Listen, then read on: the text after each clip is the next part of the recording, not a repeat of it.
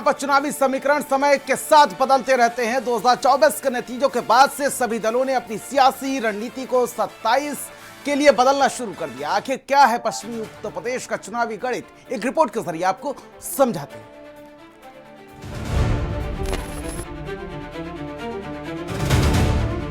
पश्चिमी उत्तर प्रदेश चुनावी लिहाज से यूपी का सबसे पेचीदा इलाका। यहाँ सिर्फ हिंदू मुस्लिम समीकरण से चुनावी नतीजे तय नहीं होते।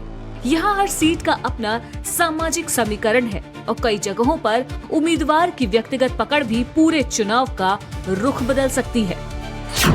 पश्चिमी यूपी का चुनावी गणित मुस्लिम, जाट, दलित, गुज्जर, सैनी, त्यागी, अन्य ऊंची जातियां और स्थानीय उम्मीदवार।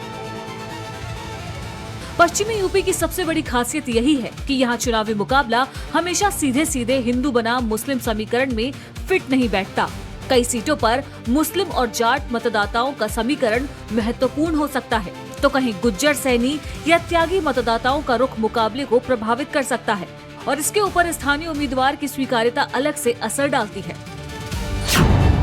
मतलब मोटा मोटा कहे तो पश्चिमी यूपी का चुनावी गणित है जातीय समीकरण, सामुदायिक समीकरण और उम्मीदवार की पकड़।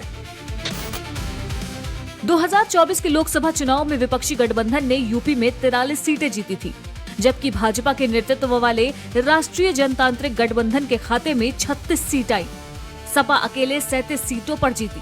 लेकिन विधानसभा चुनाव का गणित लोकसभा तक हुआ है, क्योंकि लोकसभा चुनाव में राष्ट्रीय स्तर के उम्मीदवार और गठबंधन का प्रभाव ज्यादा हो सकता है, जबकि विधानसभा चुनाव में स्थानीय जातीय समीकरण, उम्मीदवार, क्षेत्रीय नेतृत्व और संगठन ज्यादा निर्णायक हो सकता है।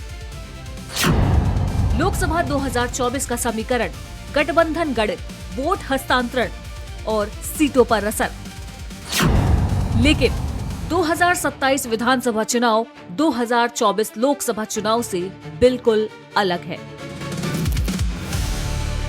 यही वजह है कि 2024 के विपक्षी गणित को 2027 में हूबहू दोहराना आसान नहीं होगा।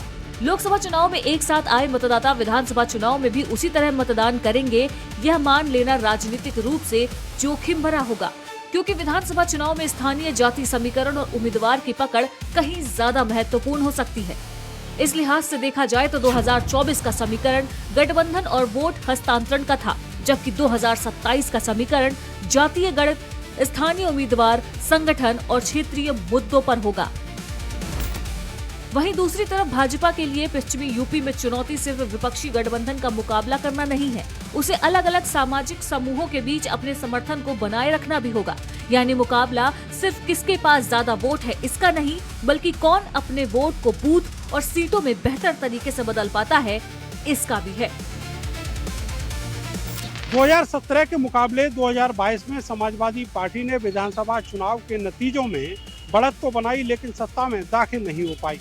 2024 के लोकसभा चुनाव में इंडिया गठबंधन ने सभी कयासों को दरकिनार करते हुए 43 सीटें जीती और समाजवादी पार्टी 37 सीटें जीतकर सबसे बड़ी पार्टी बन गई। सपा और कांग्रेस मिलकर 2027 के विधानसभा चुनाव में यही जादू दोहराना चाहते हैं, लेकिन विधानसभा चुनाव में स्थानीय मुद्दे और स्थानीय प्रत्याशी के जातिगत समीकरण मायने रखते हैं।